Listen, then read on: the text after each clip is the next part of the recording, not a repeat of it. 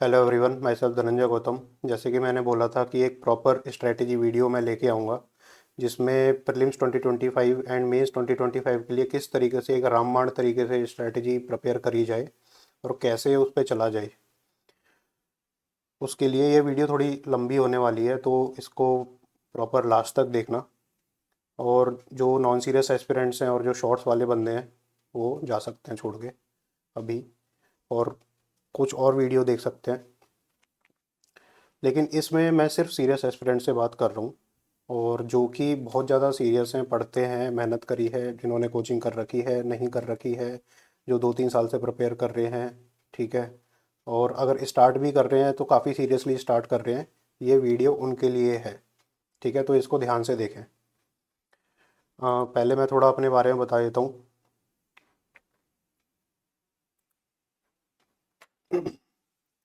मैंने 2014 में masters in electrical engineering करी थी। 2014 में 12 में बीटेक करी थी। उसके बाद मैंने एसबीआई में एज ए पीओ 2 साल काम किया है। ठीक है, डिफरेंट डिफरेंट ब्रांचेस में डिफरेंट डिफरेंट एक्सपोजर लिया है इसमें। फिर उसके बाद मैंने 6 साल तैयारी में दिए हैं।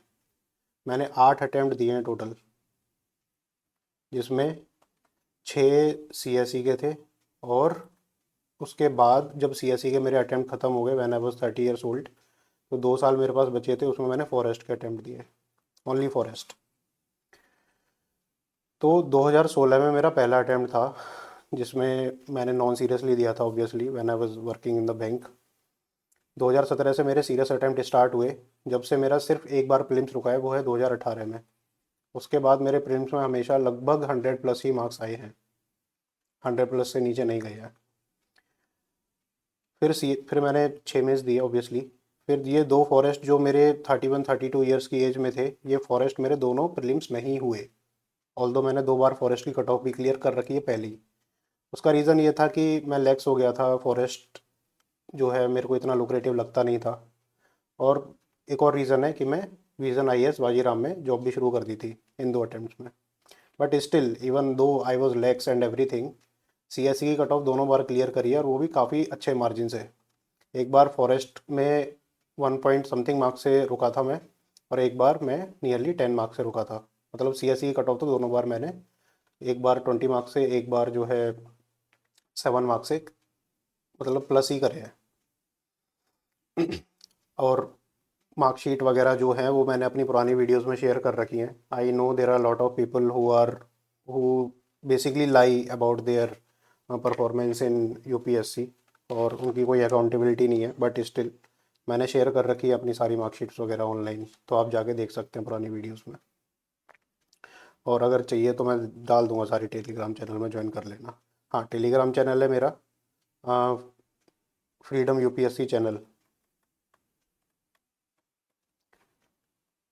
ठीक है, डिस्क्रिप्शन में मिल जाएगा, आप जाके ज्वाइन कर सकते हैं। अब ये मैंने छोड़ा अक्टूबर 2023 में, यहाँ पे as a senior mentor Vision IAS Vajiram को छोड़ा। अब क्यों छोड़ा इसके रीज़न मैं बाद में बताऊंगा। उसके बाद मैंने अपनी जर्नी फ्रीडम यूपीएससी की स्टार्ट करी, to provide unfiltered guidance to the students. कोचिंगों में होता क्या है, कोचिंगों में ये होता है कि ओवर गाइडेंस बहुत ज़्यादा है। ओवर गाइडेंस बहुत ज़्यादा है। क्यों है ओवर गाइडेंस? भाई तुमसे 2-2.5 लाख 3 लाख फीस ले रहे हैं। अब ये फीस को जस्टिफाई तो करेंगे ना कैसे करके, है ना। तो ओवर गाइडेंस क्या हो रही है, जरा उस पर एक बार नज़र मार लेते हैं। पहला, जो क्लासेस होती हैं वो तुम्हारी 1.5 साल चलती हैं। ठीक है। दूसरा, जो उनके टेस्ट्स होते हैं वो अरेंज्ड नहीं होते। भाई प्रीलिम्स की एक फुल लेंथ टेस्ट सीरीज अलग निकाल दी, मेंस की अलग निकाल दी। ठीक है। उसके बाद क्या है, इनके डेली के असाइनमेंट प्रीलिम्स के अलग चल रहे हैं, मेंस के अलग चल रहे हैं, है ना। फिर ये नोट्स में दिक्कत है बहुत ज़्यादा। नोट्स में क्या दिक्कत है कि भाई इनके प्रिंटेड नोट्स तो अलग से रहते ही हैं जो बुक आपको देते हैं। उसके बाद क्लास नोट्स अलग रहते हैं जो टीचर आपको देता है। उसके बाद आप खुद के नोट्स बनाते हो, सेल्फ नोट्स अलग होते हैं। इसके बाद हर टीचर आके बोलेगा स्टैंडर्ड बुक तो पढ़नी पढ़नी है। इसके बाद क्या, एनसीईआरटी भी पढ़ो।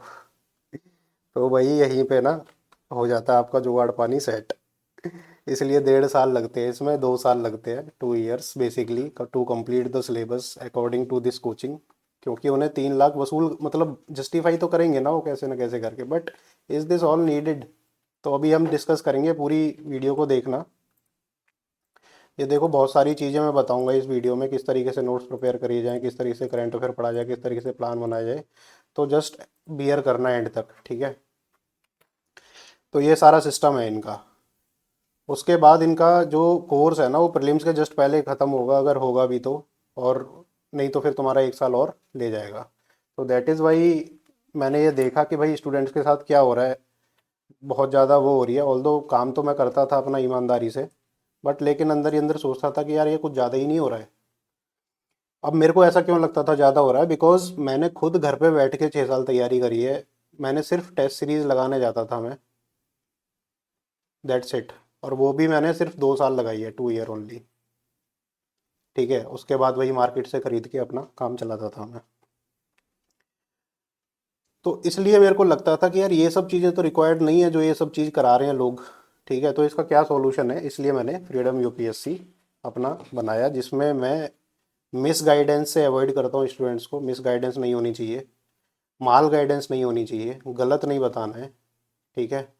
माल गाइडेंस में ये भी हो जाता है कि एक सॉल्यूशन एक स्टूडेंट के लिए सही है तो वो दूसरे के लिए गलत हो सकता है।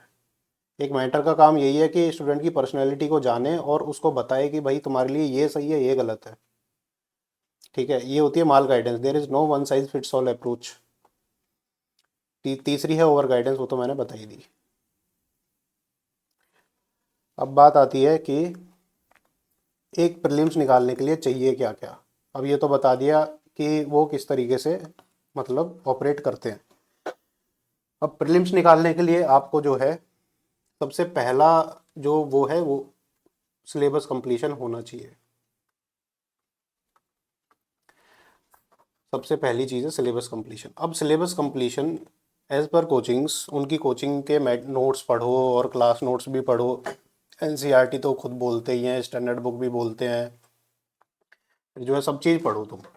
तो इतना क्या टाइम है, क्या हमारे ब्रेन की इतनी कैपेसिटी है कि हम ये सब कुछ पढ़ के इसको निकाल दें?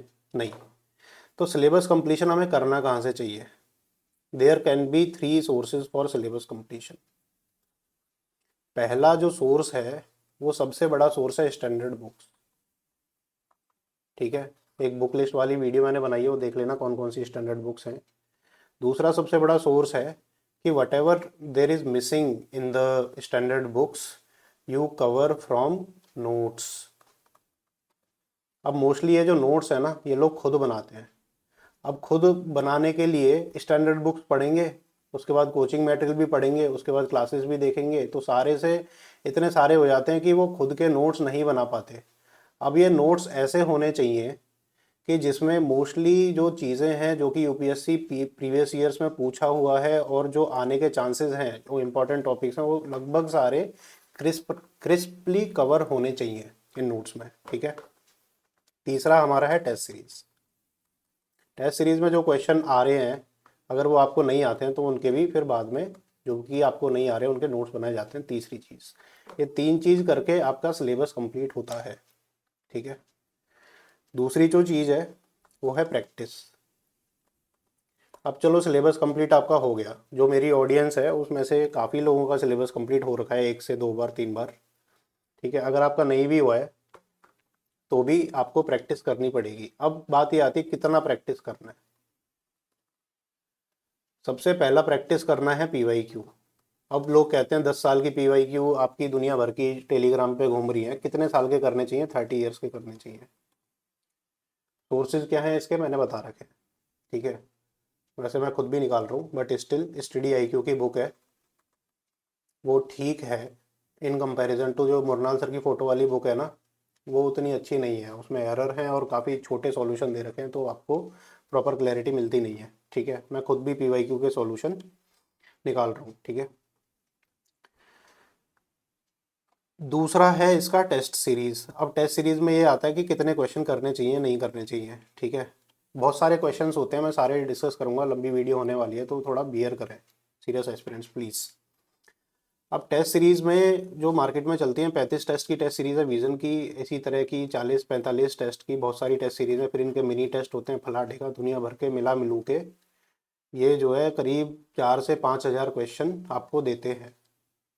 अब आप मेरे को ये बताओ कि अगर आपने टेस्ट सीरीज़ अभी तक नहीं करी है, मतलब 2-3 टेस्ट लगाए मतलब वो फर्जी, और PYQ 30 साल के अभी तक नहीं करे हैं, ठीक है, तो टोटल मिला के आपको कितने क्वेश्चन करने हैं?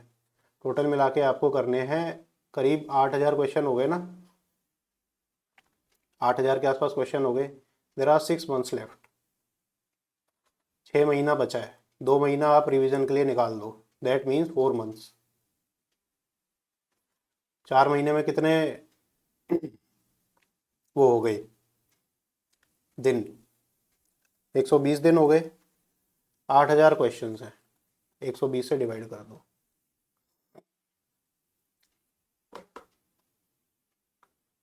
12×6=72, 12×6=72, मतलब 66 क्वेश्चन आपको डेली करने हैं। तो क्या आप 66 क्वेश्चन अभी डेली कर रहे हो? नहीं कर रहे हो, ऑब्वियसली नहीं कर रहे हो, मुझे पता है नहीं कर रहे हो तुम। तो आपका कैसे कंप्लीट होगा? नहीं हो पाएगा ना। आप ये सोच रहे हो विजन की टेस्ट सीरीज हम ऐसे ऐसे खत्म कर देंगे, भाई नहीं होगी खत्म। फिर होगा पता है क्या? आपका सिलेबस कंप्लीट होगा जैसे तैसे, जो थोड़ा बहुत पढ़ा पढ़ू, लास्ट के 2 महीने में भसड़ मचाओगे, डेली 100 क्वेश्चन करोगे, रिवीजन कब होगा? रिवीजन नहीं होगा, फिर क्लॉग हो जाएगा माइंड पेपर में, पेपर नहीं निकलेगा। तो is it A right approach कि भाई 4 से 5 हज़ार क्वेश्चन करने चाहिए टेस्ट सीरीज के अपार्ट फ्रॉम PYQ? नो। और कई लोग तो सीधे टेस्ट सीरीज पे कूदते हैं, PYQ करते ही नहीं है। तो सबसे पहला अप्रोच आपकी ये होनी चाहिए, PYQ फिनिश करो, जब तक टेस्ट सीरीज को छुओ मत। Don't touch test series till you are done with PYQs, या फिर साथ करो, मतलब डू इट अलोंग साइड, ठीक है। और डिवाइड द क्वेश्चंस, डिवीजन कैसे करना है क्वेश्चंस का? कि जैसे आप ये सोच रहे हो कि संडे को जाके मैं 100 क्वेश्चन का टेस्ट दूंगा, ठीक है, नहीं, ऐसे नहीं करना है। इससे अच्छा है कि आप डेली के 30 से 40 क्वेश्चन करें, डेली के, तो आप इसमें 2 से 3 घंटे अपना दे सकते हैं। मतलब क्वेश्चन करें आप जो है आधे 1 घंटे में, और उसके बाद 2 घंटा उन क्वेश्चंस का रिवीजन करें, ऐसे स्लोली स्लोली धीरे धीरे डेली के बेसिस पे करें, ठीक है। फिर इसमें आ जाती है तीसरी चीज़, नोट्स कैसे बनाएं। देखो प्रीलिम्स के कई लोग नोट्स बनाते हैं बहुत स्पेसिफिकली, और नोट्स बनाने का देखो समझ में भी आता है, क्योंकि बहुत सारे सोर्सेज हो जाते हैं और उनको एक ही जगह सारा मटेरियल ना कंठस्थ चाहिए, तो इसलिए वो नोट्स बना रहे हैं, है ना। लेकिन जब नोट्स बनाने में ही तुम्हारा सारा टाइम चला जा रहा है, अभी मेरी ऑडियंस में जो सीरियस एस्पिरेंट्स हैं 90% के नोट्स प्रॉपरली बने भी नहीं हैं प्रीलिम्स लेवल के, तो मेरा ये सजेशन रहेगा नोट्स बनाओ ही मत, टाइम खोटी मत करो, वहीं पे मार्क कर लो, ठीक है। बुक में ही स्टैंडर्ड बुक जो आप पढ़ रहे हो उसी में मार्क करो, और उसी को बार बार देखो, मार्क्ड चीज़ों को देखो ना, पूरी बुक को देखो ही मत, सिर्फ मार्क्ड चीज़ों को देखो।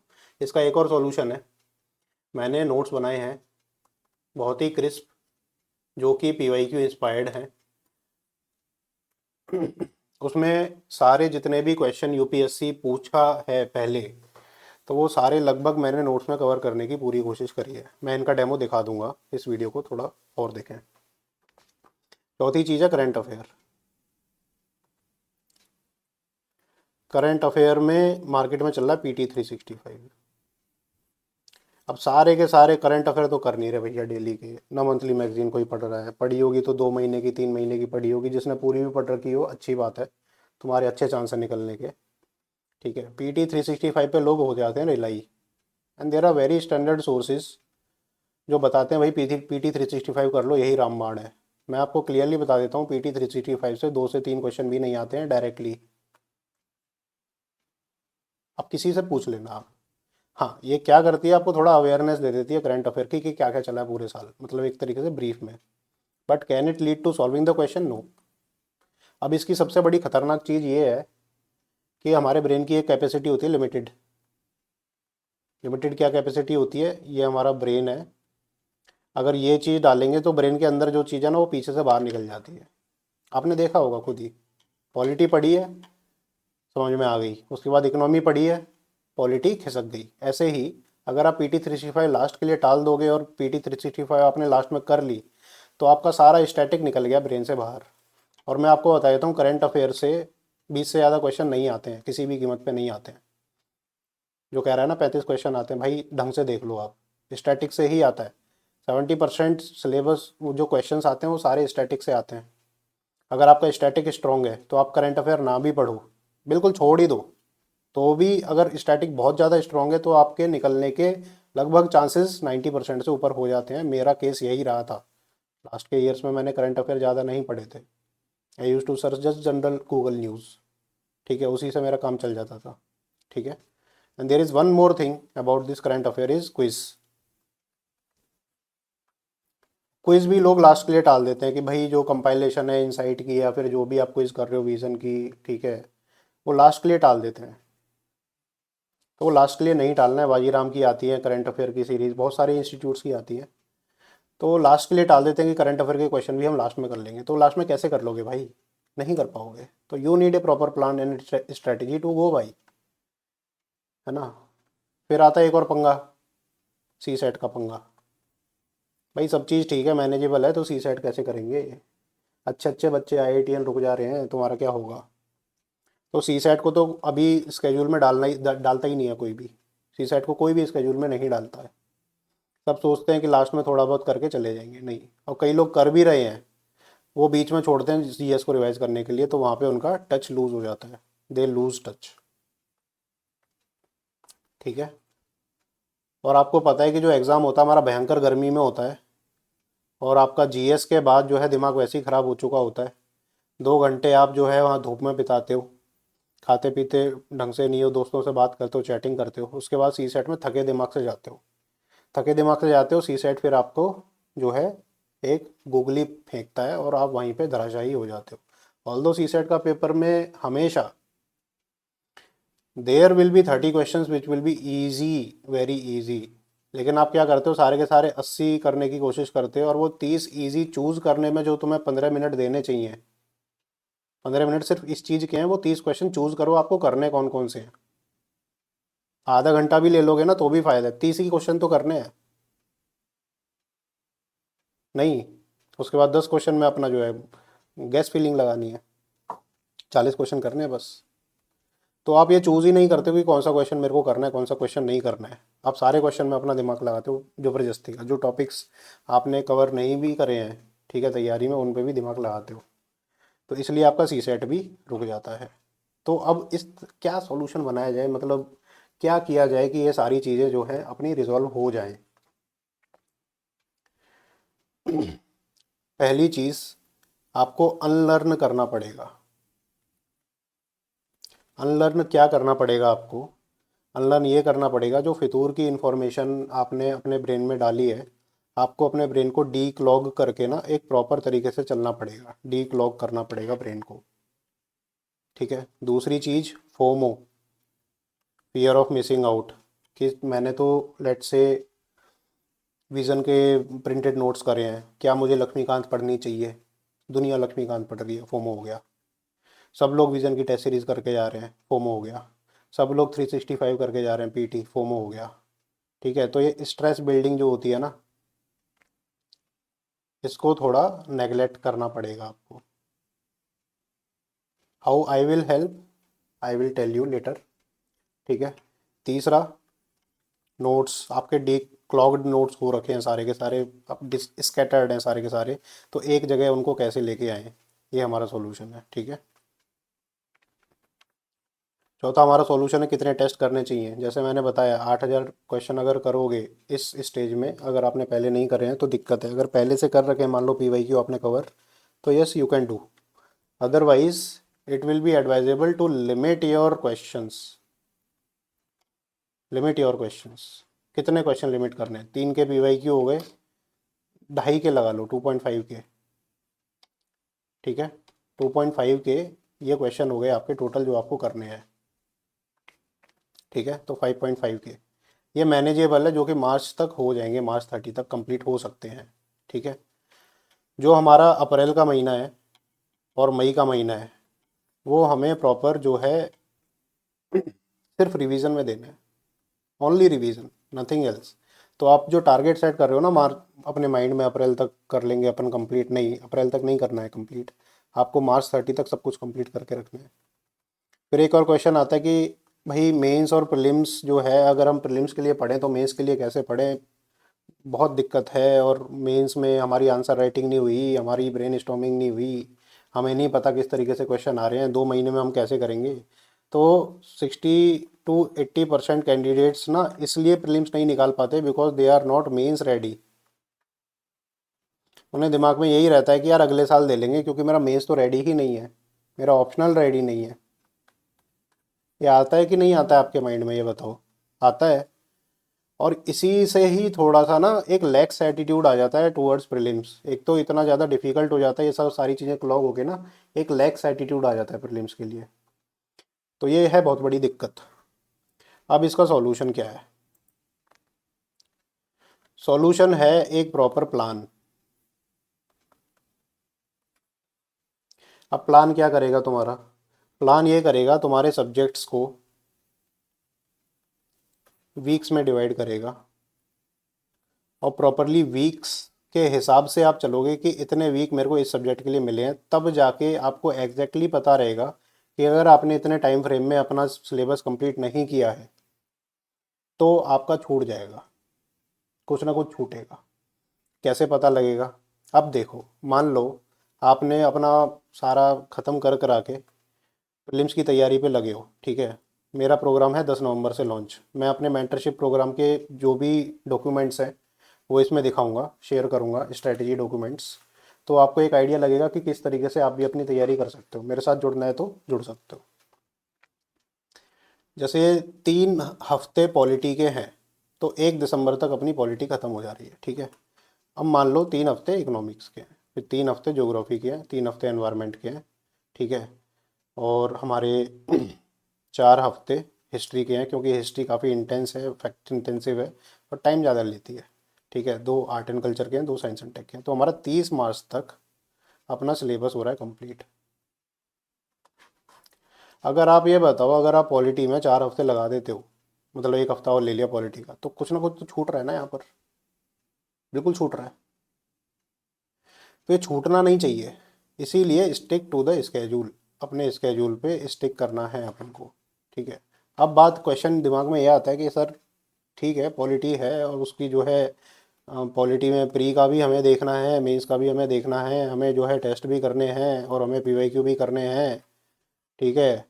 अपने नोट्स भी पढ़ने हैं, बनाने हैं, लक्ष्मीकांत भी पढ़नी है, इतना सारा करना है, कैसे करेंगे? 3 हफ्ते ही तो हैं, 3 हफ्ते में कैसे होगी हमारी लक्ष्मीकांत पूरी 2 बार? और ये सारी चीज़ें भी करनी है, पीवाईक्यू भी देखने हैं, पता नहीं क्या क्या। तो उसके लिए आप इसी फोमो के लिए कि कैसे करेंगे, आप जाते हो कोचिंग में, कोचिंग 3 हफ्ते के आपको पॉलिटी जो है ना 3 मंथ्स में कंप्लीट कराती है। मिनिमम 2 महीना तो लेती है कोई भी कोचिंग, ठीक है। तो अब इसका सॉल्यूशन क्या है? If you are able to self study, self study का मतलब है कि अगर आप एक सेंटेंस पढ़ रहे हो ना, वो सेंटेंस तुम्हें समझ में आ रहा है कि नहीं आ रहा है। अगर इतना आपको सॉल्यूशन सिंपल है, मतलब इंग्लिश पढ़ के समझ में आती है, हिंदी पढ़ के समझ में आती है, तो I would advise doing self study. Self study करो, और ये एनी हाउ करनी पड़ेगी भैया। कोचिंग आपने कर ली, उसके बाद भी तो सेल्फ स्टडी करनी पड़ेगी ना। मैं कोचिंग में काम किया हूँ, मुझे पता है भाई, मेरे साथ सारे मेंटरशिप के स्टूडेंट वही हैं जो कोचिंग करके आ चुके हैं, ठीक है। तो सेल्फ स्टडी तो एनी हाउ करनी पड़ेगी, तो why not do self study directly, first thing. Second thing, अगर सेल्फ स्टडी भी कर रहे हो तो 3 हफ्ते में कैसे कंप्लीट किया जाए, उसके लिए मेरी क्लासेस हैं। क्लासेस कैसे हैं? जैसे कि ये जो पूरा पॉलिटी का सिलेबस है, ठीक है, लेट से पॉलिटी की बात कर लेते हैं। पॉलिटी का पूरा सिलेबस ये है। अब ये मैंने अपने सेशंस में डिवाइड कर रखा है, सेशन 1, सेशन 2, सेशन 3। अब इसमें कौन से टॉपिक्स किस सेशन में अपने कवर होंगे। अब ये टॉपिक जब कवर होंगे ना, तो ये किस तरीके से कवर होंगे, ये चैप्टर वाइज कवर होंगे। अब आपका ये क्वेश्चन आ रहा होगा, जब कोचिंग भाई ये टॉपिक जो है, मान लो ये 2 टॉपिक, आप 2 घंटे का सेशन लोगे, 2 ढाई घंटे का, 3 घंटे का, जितना भी है, मिनिमम 2 आवर्स है। तो इस सेशन में आप ये 2 टॉपिक कंप्लीट कराओगे, लेकिन कोचिंग में तो ये टॉपिक जो है 2 से 3 दिन चल रहा है। तो आप ये 2 घंटे में कैसे कवर कराओगे? देखो, इसमें हमें क्या करना है ना, हमें बस ये जानना है कि प्रीलिम्स में क्या इंपॉर्टेंट है, मेंस में क्या इंपॉर्टेंट है, किस तरीके से आपको प्रीलिम्स के लिए समझना है, किस तरीके से के लिए आपको मेंस के लिए समझना है। ये मोस्ट इंपॉर्टेंट थिंग है। तो वो चीज़ मैं बताता हूँ कि in every paragraph, in every like सब हेडिंग, आपको क्या करना है, कैसे करना है, किस तरीके से उसको रिमेंबर किया जाए, किस तरीके से रिकॉल किया जाए, किस तरीके से आपको माइंड अपना चलाना है। ठीक है, पढ़ोगे आप, लेकिन डायरेक्शन मैं दूंगा कि ये इतना पढ़ना है, ये छोड़ना है। अगर 1000 पेज की लक्ष्मीकांत है तो उसमें से कितने पेजेस आपके इंपॉर्टेंट हैं? उसमें 500 to 600 पेजेस ही इंपॉर्टेंट हैं। आपको पूरी लक्ष्मीकांत रट्टू पोपट की तरह नहीं पढ़नी है। कौन बताएगा आपको? मैं बताऊंगा। ऐसे ही सेशंस में सारा सिलेबस मैंने पॉलिटी का डिवाइड कर रखा है, आप देख लीजिए किस तरीके से। ठीक है, आप मेरा ब्रोशर डाउनलोड करके उसमें और देख सकते हैं तरीके से। अब ये बताओगे तो सर ये तो ठीक है, चलो मैंने लक्ष्मीकांत कर ली, फिर मैंने एनसीईआरटी भी पढ़ ली, फिर मैंने जो है अपने प्रिंटेड नोट्स भी देख लिए, मैंने पीवाईक्यू भी कर लिए। ठीक है, तो इतना सारा अभी तो करना पड़ेगा, उसके इनको सब कंसोलिडेट करके अपने नोट्स भी बनाने पड़ेंगे। तो इसका क्या सॉल्यूशन है सर आप दे रहे हो? इसका सॉल्यूशन है ये, देखो ये ब्रीफ मैंने नोट्स बनाए हैं, ठीक है, जो कि प्री प्लस मेंस का आपका कवर कर देंगे हिसाब किताब। ठीक है, ऑल दो प्री के शॉर्ट नोट्स, बिल्कुल शॉर्ट, मतलब जैसे आपने ये पढ़ लिया, इसका भी बहुत ज़्यादा शॉर्ट वर्जन मैं बाद में दूंगा रिवीजन के लिए, जिसमें से बहुत सारे क्वेश्चन फंसने के चांसेस हैं। जो मेरी पॉलिटी की रिवीजन सीरीज़ थी, यूट्यूब पे मैंने ज़्यादा वीडियो नहीं डाली थी, 3-4 ही डाली थी, लेकिन आप इस बार का पेपर देखो और मेरी वो वीडियो एक बार जाके देख लो। आप खुद बताना, मेरे को नहीं बोलना कितना आया कितना नहीं आया, आप खुद बताना कि भाई कितना उसमें से टपका पेपर में। ठीक है, 8 क्वेश्चन डायरेक्टली उसी में से आए थे, हालांकि मैंने सारे चैप्टर कवर भी नहीं किए थे, है ना। तो वो तो सिर्फ पॉलिटी का है। इस तरीके से मैंने नोट्स बनाए हैं ताकि सारे पीवाईक्यू उसमें कवर्ड हों और मोस्ट प्रोबेबल थिंग जो यूपीएससी पूछ सकता है वो कवर हो। ठीक है, अब एक बार थोड़ा ना देख में नज़र मार लो, एक बार देख लो थोड़ा। ठीक है, जैसे ये है हिस्टोरिकल अंडरपिनिंग्स। अब लक्ष्मीकांत आप पढ़ते हो, लक्ष्मीकांत से भी पढ़ सकते हो, but these notes like highlight the important aspects. भाई टाइमलाइन है कि ऐसे ऐसे बात बनी, ये एक्ट जब आया, ये एक्ट जब आया, ये एक्ट जब आया। अब ये एक्टों को रटना कैसे है मैं ये बताऊंगा। ठीक है, लेट्स टेक एन एग्जांपल कि भाई अपना 1773 एक्ट है। ठीक है, अब इसका पहले तो बैकग्राउंड पता होना चाहिए तुम्हें, ये एक्ट आया क्यों, थोड़ा सा ना एक माइंड में इमेज बनाने के लिए। देर आर टू थिंग्स, एक होता है मेमोराइजेशन, एक होता है विजुअलाइजेशन। मेमोराइजेशन का मतलब ये है कि इस पन्ने में से मैंने रट लिया। जो मेमोराइजेशन करते हैं उनका कभी एग्ज़ाम नहीं निकलता है। ठीक है, चाहे वो कितना भी हार्ड वर्क कर ले। एक होता है विजुअलाइजेशन, एक आदमी आंख बंद करके ना सोच ले, एक पिक्चर सी बना ले। आप कोई भी पिक्चर देखते हो वो रिमेंबर बहुत टाइम तक रह जाती है। ठीक है, तो विजुअल ऑडियो विजुअल है ऑब्वियसली। तो why can't you use the capacity of your brain to create an audio visual image of the events that you are reading from the book? सीधी सी बात है ना। तो थोड़ा बैकग्राउंड बना लिया, अब उस बैकग्राउंड को रिजॉल्व करने के लिए क्या आया। ठीक है, मेजर मेजर चीज़ें मैंने यहाँ पे बोल्ड कर रखी हैं बिल्कुल बढ़िया बढ़िया तरीके से कि भाई सुप्रीम कोर्ट बना। ठीक है, गवर्नर ऑफ बंगाल जो है वो गवर्नर जनरल ऑफ इंडिया बन गए। बेसिकली उन्हें गवर्नर जनरल की उपाधि दे दी गई, इंडिया तो बाद में बने थे। ठीक है, फिर प्राइवेट ट्रेड का प्रोहिबिशन हो गया क्योंकि प्राइवेट ट्रेड बहुत कर रहे थे लोग। मद्रास बॉम्बे का सबॉर्डिनेशन हो गया बंगाल के अंडर, जो गवर्नर जनरल ऑफ बंगाल थे वही इनको हेड करने लग गए। ठीक है, ओवरसाइट ऑफ ब्रिटिश गवर्नमेंट आ गई। ठीक है, कोर्ट ऑफ डायरेक्टर बन गए, पहले कोर्ट ऑफ डायरेक्टर नहीं थे। जो गवर्नर ऑफ बंगाल थे, मतलब तीनों जो लोकेलिटी के गवर्नर थे वही मैनेज करते थे मेजरली। ठीक है, कंपनी की बेसिकली रूल था। फिर इसका सिग्निफिकेंस क्या हुआ, इसके लिमिटेशन क्या हैं। अब जब सिग्निफिकेंस लिमिटेशन को आप पढ़ोगे ना तो आपको रट्टाफिकेशन वाली फीलिंग आएगी ही नहीं। सिमिलरली वी डू इट फिर विद अदर एक्ट्स। ठीक है, मेजर मेजर चीज़ें आप देखोगे हाईलाइटेड हैं जो कि प्रीलिम्स में पूछी जा सकती हैं, although they are available in Laxmikanth and any other notes. ठीक है, लेकिन मैंने इनको as short but at the same time visualization friendly बनाया है ना। जैसे कि आप ये पढ़ो 1853 का चार्टर एक्ट। भाई इसमें क्या मेजर मेजर चीज़ें थी, ठीक है, बैकग्राउंड क्या है इसका। भाई ईस्ट इंडिया कंपनी के एडमिनिस्ट्रेशन के लिए पुराने एक्ट बने थे, ठीक है। फिर separate legislative and executive function इसमें हुए, मतलब एक पार्लियामेंट का अपना सिस्टम यहाँ से शुरू हो गया था 1853 से। उससे पहले पार्लियामेंट टाइप का सिस्टम नहीं हुआ करता था, सिर्फ एग्जीक्यूटिव बॉडी हुआ करती थी। यहाँ पे फर्स्ट टाइम लेजिस्लेटिव बॉडी आई, ठीक है, जैसे मिनी पार्लियामेंट आया। तो ये पॉइंट आपको लक्ष्मीकांत में ढूंढने में बहुत टाइम लगेगा, या किसी और नोट में ढूंढने में टाइम लगेगा, because they are not these kind of simply made notes, ठीक है। अब इसको रीड भी कर लोगे ना, आपको ऐसा नहीं लगेगा कि आपने बहुत ज़्यादा क्रैम कर लिया चीज़ें।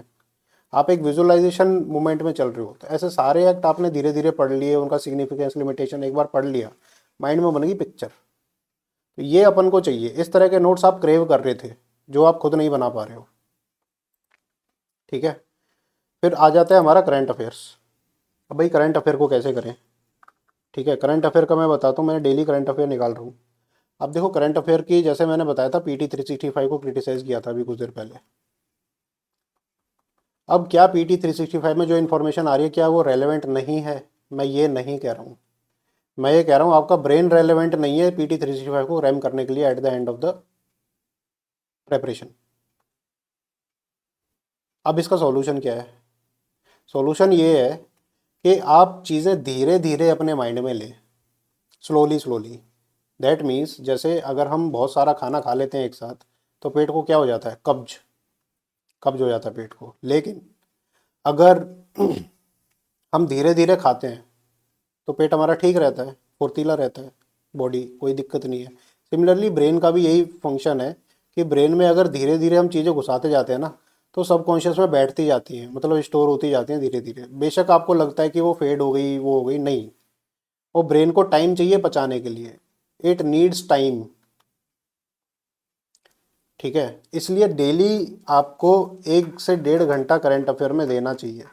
अब आप न्यूज़पेपर रीड कर रहे हैं, अब न्यूज़पेपर में तो फिर आपको मैगजीन भी फोमो हो जाता है कि भाई मैगजीन भी रीड करनी है, newspaper does not cover everything, and it is true. PIB में क्या आया है, और बहुत ज़्यादा ना डिस्ट्रैक्शंस भी रहते हैं न्यूज़पेपर में। तो ऐसा कोई सॉल्यूशन आपको चाहिए जहाँ से आपको डेली की 10-12 न्यूज़ आपको मिल जाएं एक जगह पे। जैसे स्टडी आईक्यू की वीडियो देखते हो आप, ठीक है, एक न्यूज़ आ गई, चलो वो समझ में आ गई, तो क्या आप सारी वीडियो देखोगे उसकी ना।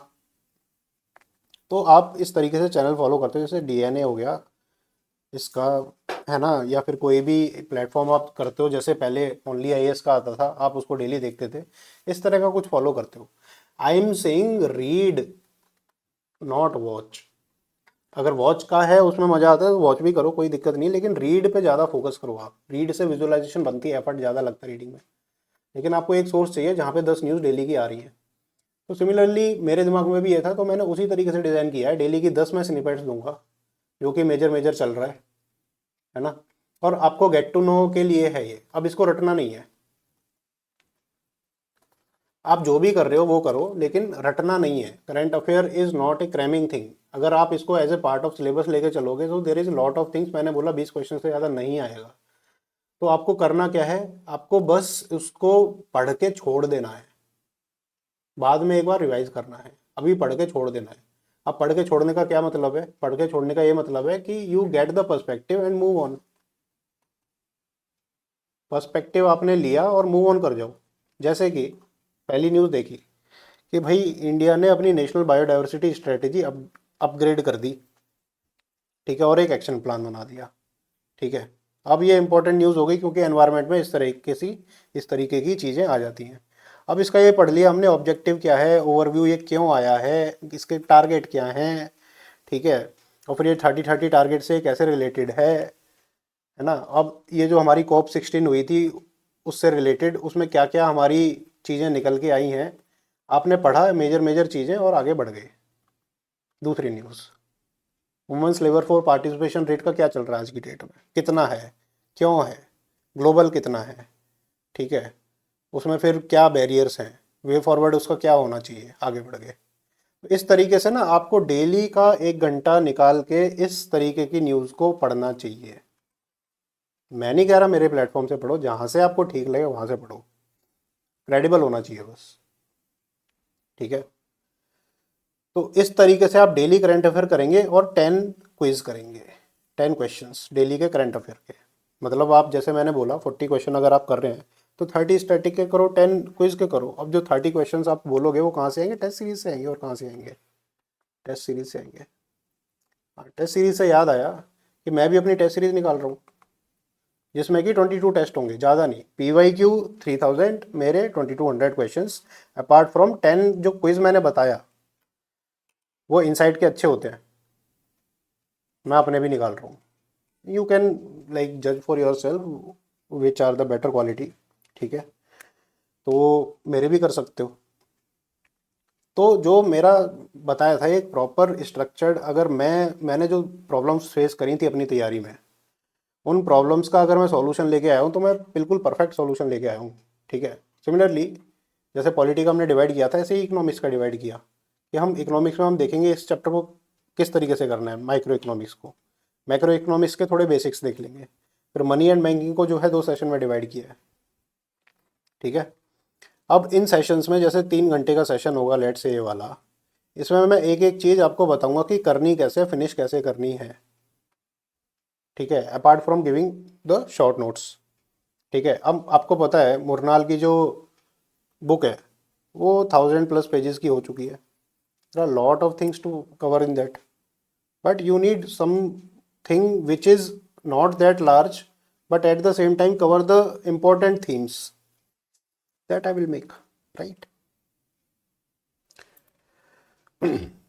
अब टेस्ट से याद आया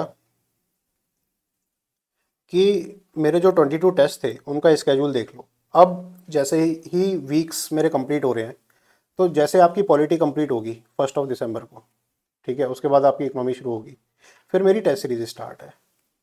अब इन टेस्ट सीरीज के पहले आपको जो है सिलेबस रिवाइज दोबारा से करना है? नहीं, आपको बस जाके टेस्ट देने हैं एंड सी योर परफॉर्मेंस।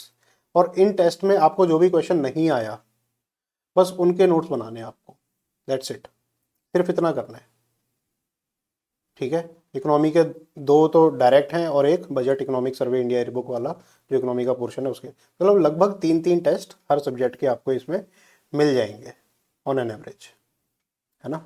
आप ये स्केड्यूल देखें पूरा, 5 इसमें फुल लेंथ है और 17 सेक्शनल टेस्ट हैं। अब ये टेस्ट सीरीज मार्केट की टेस्ट सीरीज से क्यों अलग है इसका मैं थोड़ा सा बता देता हूँ। मार्केट की टेस्ट सीरीज मिसलेनियस टॉपिक्स को ओवर फोकस करती हैं। वो ये चाहती हैं कि कोई भी क्वेश्चन बचे ना।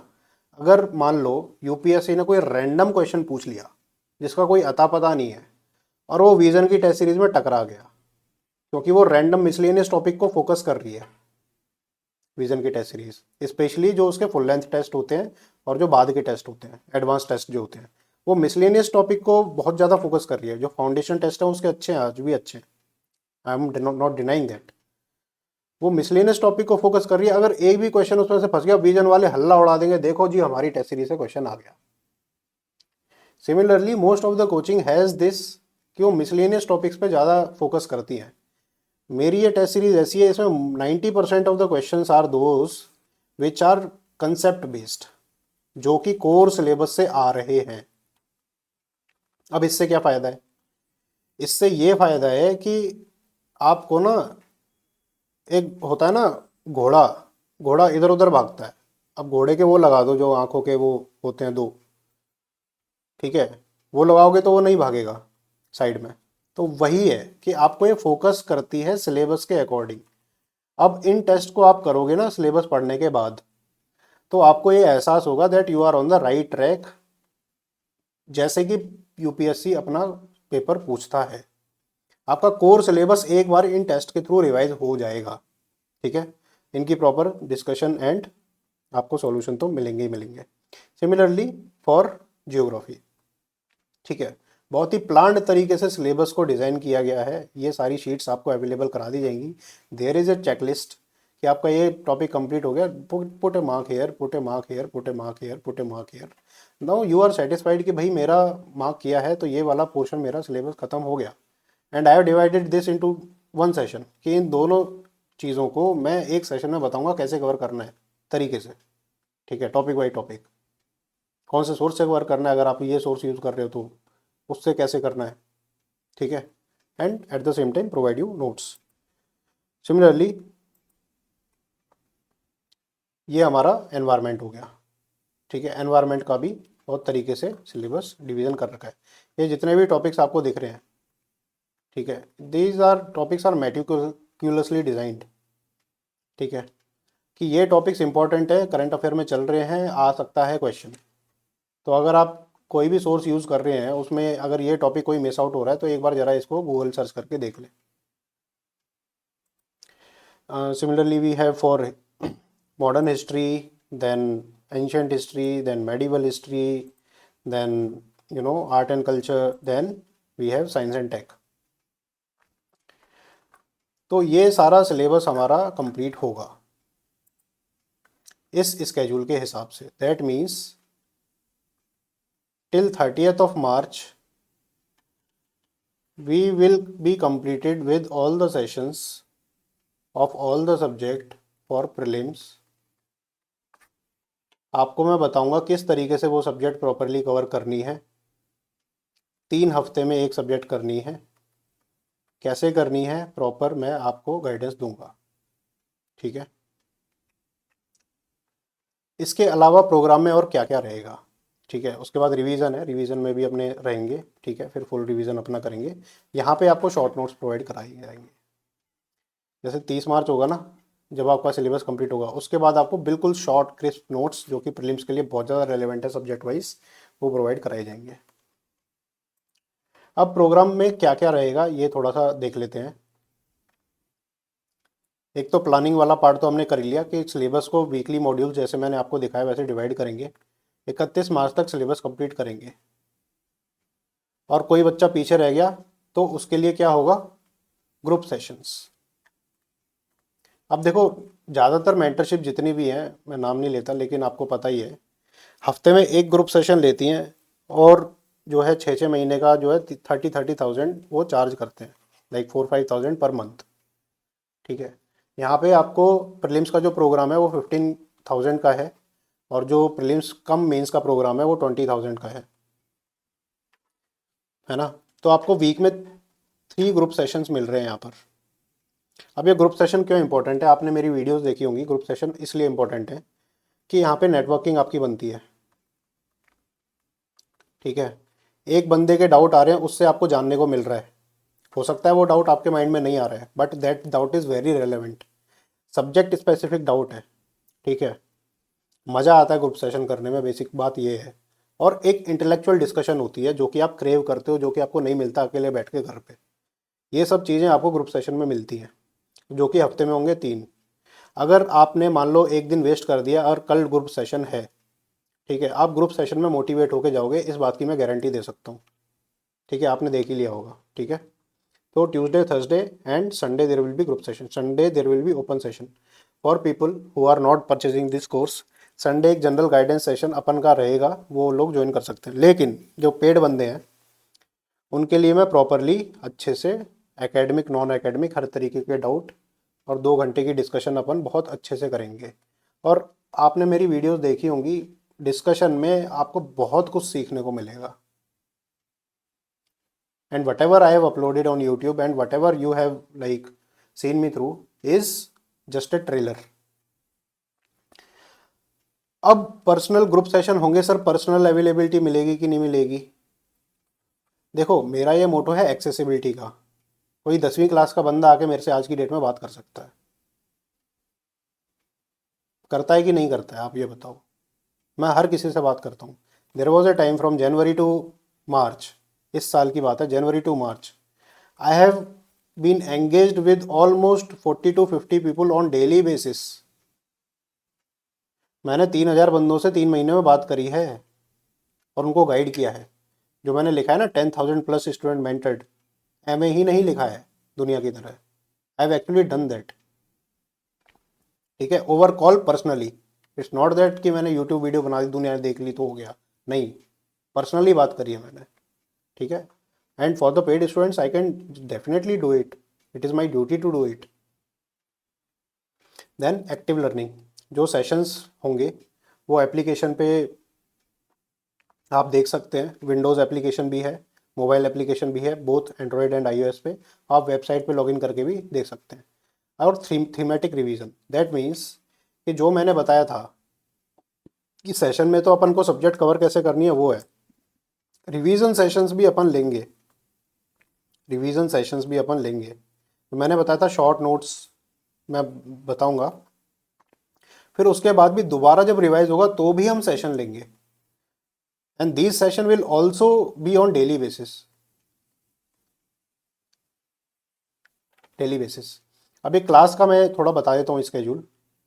क्लास हमारी होगी 1 से 3 बजे तक, ठीक है। फिर हमारी होगी 5 से 7 बजे तक। ये मैंने 2 घंटे का गैप इसलिए रखा है, अगर हमारी क्लास एक्सटेंड हो जाती है किसी रीज़न से तो हमें टाइम मिल जाए, ठीक है। सिमिलरली हेयर, तो आपको बिल्कुल टेंशन लेने की ज़रूरत ही नहीं है, डेली की 2 होंगी हमारी। अब ये दूसरी वाली सॉरी मेंस की है, मतलब अगर आप सिर्फ प्रीलिम्स का कोर्स लेंगे तो एक ही होगी, ये दूसरी वाली हम मेंस कवर करेंगे इसमें। मेंस के लिए नेक्स्ट वीडियो बनाऊंगा। और प्रीलिम्स में सिनर्जी ऐसे रहेगी कि जो हमारा प्लान प्रीलिम्स का चल रहा है, जैसे पॉलिटी ख़त्म हो रही है तो ऐसे ही हम GS2 साथ में कवर करेंगे। जो जो टॉपिक्स हमारे प्री के कंप्लीट होते जा रहे हैं उनमें हम मेंस के क्वेश्चन देखेंगे कि किस तरीके से क्वेश्चन आ रहे हैं, ठीक है। कंटेंट मैंने आपको दिखाई दिया है, क्लास नोट्स किस तरीके से आपको मिलेंगे वो दिखा दिया है। रिवीजन नोट्स आपने देखी है, मेरी पुरानी वीडियोस देखना किस तरीके से मिलेंगे, प्रीलिम शॉर्ट नोट्स आपको मिलेंगे। करंट अफेयर के लिए मैंने आपको बता दिया, डेली की मेरी स्निपेट्स आती है, जिसको मैं कंपाइल करके वीकली एंड मंथली बेसिस पे भी दूंगा। डेली के हमारे करंट अफेयर के क्विज आ रहे हैं, ठीक है। अभी एप्लीकेशन पे अपलोड होने शुरू नहीं हुए because of some technical reason, वो आने शुरू हो जाएंगे 1-2 दिन में, ठीक है। फिर टेस्ट सीरीज़ हमारी 22 टेस्ट की टेस्ट सीरीज़ है। मेरी पुरानी वाली एप्लीकेशन थी, उस पर आपने फ्री टेस्ट लगाया होगा, मैं फ्री टेस्ट दोबारा एक और डाल दूंगा, आप लगा सकते हैं। You can check the quality by on your own, ठीक है। भाई आपने मार्केट देखा है, आपको सब पता है, खुद क्वालिटी आप देख के बता सकते हैं कि किस टेस्ट में कितना दम है, ठीक है। तो ये सारी चीज़ें आपको मिलेंगी, वीकली स्केड्यूल हमने देख लिया, ठीक है। ये ब्रोशर है, ब्रोशर में करिकुलम मैंने बता रखा है, ठीक है, किस तरीके से हमारे सेशन चलेंगे, कौन कौन से वीक में किस तरीके से कंप्लीट होगा, तो you can just go through it.